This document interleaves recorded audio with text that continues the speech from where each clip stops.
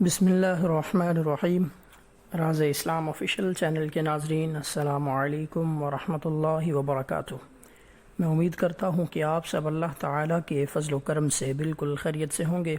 اور یہ دعا کرتا ہوں کہ خالق کائنات تمام مسلمانوں کی پریشانیوں کو دور فرمائے اور پوری امت مسلمہ کو آپس میں اتفاق اور اتحاد نصیب فرمائے۔ ناظرین کرام، اگر ابھی تک آپ نے ہمارے اس چینل راز اسلام آفیشیل کو سبسکرائب نہیں کیا تو ابھی اس کو سبسکرائب کر لیجئے اور ساتھ ہی بیل کے آئیکن کو دبا کر آل پر کلک کر دیجئے تاکہ ہماری ہر آنے والی ویڈیو کا نوٹیفیکیشن آپ کو موصول ہو سکے۔ ناظرین کرام، حضور علیہ الصلاۃ والسلام نے اسلام کی تبلیغ کے دوران بے شمار مشکلات اور مصائب کا سامنا کیا اور اپنے مشن پر اللہ تعالیٰ کی رضا کے مطابق اپنے آپ کو چلاتے رہے۔ تو ناظرین کرام، آج ہم ایک ایسی ہستی کا ذکر کرنے جا رہے ہیں کہ جو کہ سید الشہداء، گورنر مدینہ، حضور علیہ الصلاۃ والسلام کے پیارے چچا جان جناب حضرت امیر حمزہ رضی اللہ تعالی عنہ کے بارے میں۔ ناظرین کرام،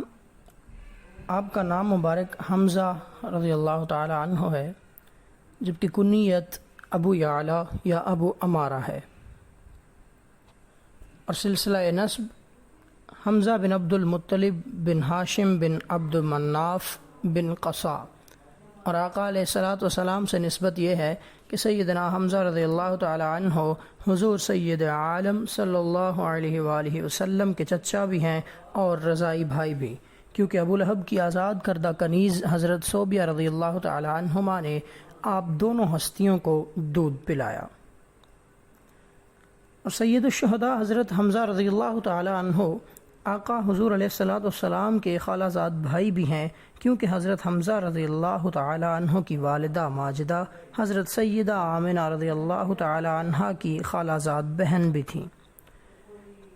ناظرین کرام، آپ کو بتاتے چلیں کہ حضرت سیدنا امیر حمزہ رضی اللہ تعالی عنہ کی ولادت حضور سید عالم صلی اللہ علیہ وآلہ وسلم کی دنیا میں تشریف آوری سے 2 سال قبل یعنی 568 عیسوی میں مکہ مکرمہ میں ہوئی۔ تو ناظرین کرام، اب آپ کو حضور علیہ الصلاۃ والسلام کے پیارے چچا حضرت امیر حمزہ رضی اللہ تعالی عنہ کی اسلام لانے کا واقعہ بیان کرتے ہیں۔ آپ کے اسلام قبول کرنے کا واقعہ بڑا ایمان افروز ہے کہ ایک روز حضرت رحمت عالم صلی اللہ علیہ وآلہ وسلم صفا کی پہاڑی پر تشریف فرما تھے کہ ابو جہل کا ادھر سے گزر ہوا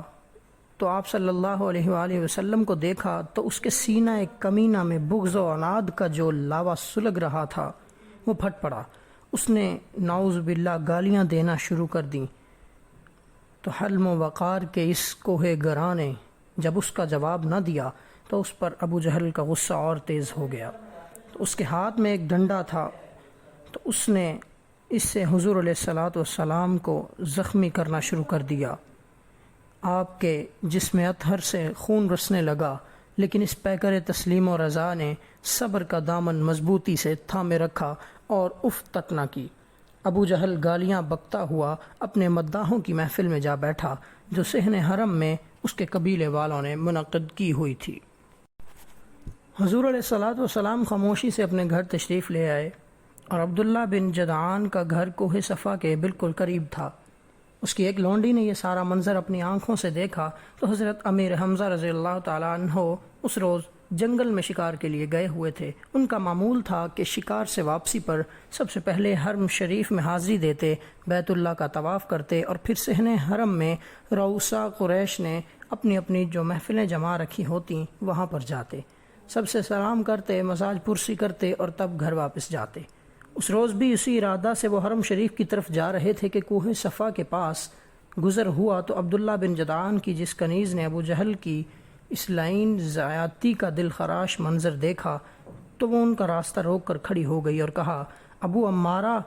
آج تیرے بھتیجے کے ساتھ ابو جہل نے یہ وحشیانہ سلوک کیا ہے۔ پہلے گالیاں دیتا رہا، جب حضور نے خاموشی اختیار کی تو پھر مار مار کر لہو لہان کر دیا۔ یہ سن کر جناب امیر حمزہ رضی اللہ تعالی عنہ کے تن بدن میں آگ لگ گئی، غصے سے آگ بگولا ہو گئے۔ ابو جہل کی تلاش میں آگے بڑھے، دیکھا وہ قبیلہ کی محفل میں بڑی تمکنت سے بیٹھا ہے۔ حضرت امیر حمزہ رضی اللہ تعالی عنہ نے اس مردود کے سر پر اپنی کمان اس زور سے ماری کہ اس کا سر کھل گیا اور خون کا فوارہ پھوٹ نکلا، اور غصے سے گرجتے ہوئے کہا، اے ابو جہل، تیری یہ مجال کہ تو میرے بھتیجے کو گالیاں دے۔